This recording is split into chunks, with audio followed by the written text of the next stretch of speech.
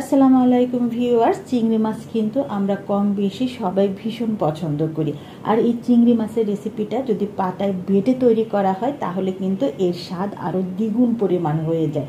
তাই আমি আজকে আপনাদের সামনে পাটায় বেটে কিভাবে চিংড়ি মাছের একটি রেসিপি তৈরি করবেন সেটা আমি শেয়ার করব। প্রথমে পাটাতে আমি পেঁয়াজ, রসুন আর কাঁচামরিচ যে নিয়েছি সেগুলি আমি সুন্দর করে বেটে নিব। ভালোভাবে বেটে আমি একদম মিহি করে পেস্ট করে নিব। এখন এখানে কিছু টমেটো আমি কেটে নিয়েছি একটি, সেটি আমি ভালোভাবে এই পাটাতে সুন্দর করে মিহি করে এই টমেটোকেও আমি পেস্ট করে বেটে নিব।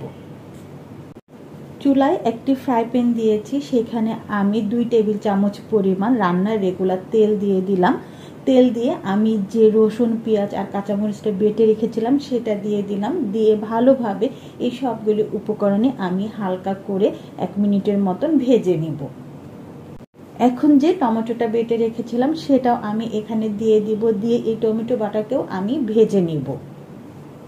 এই সবগুলি উপকরণ যখন ভাজা হয়ে যাবে তখন এখানে দিয়ে দিব 1 চামচ পরিমাণ হলুদের গুঁড়া, 1 চামচ পরিমাণ মরিচের গুঁড়া আর 1/2 চামচ পরিমাণ জিরের গুঁড়া। দিয়ে ভালোভাবে এই সবগুলি উপকরণই আমি 1 মিনিটের মতন ভেজে নেব। দিয়ে দিব 1 চামচ পরিমাণ লবণ। দিয়ে ভালোভাবে এই লবণটাকেও আমি মিশিয়ে নেব।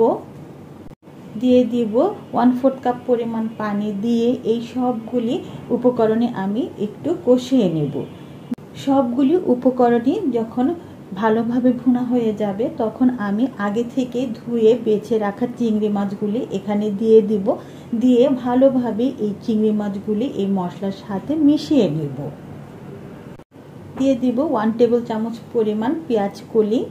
দিয়ে ভালোভাবে এই পেঁয়াজ কলিটাকেও মিশিয়ে নেব। দিয়ে দিব 1/2 কাপের মতন পানি। দিয়ে ভালোভাবে এই সবগুলি উপকরণই মিশিয়ে নেব।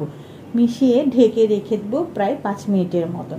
এই যে 5 মিনিট পর কিন্তু আমার এই চিংড়িগুলো সিদ্ধ হয়ে যাবে।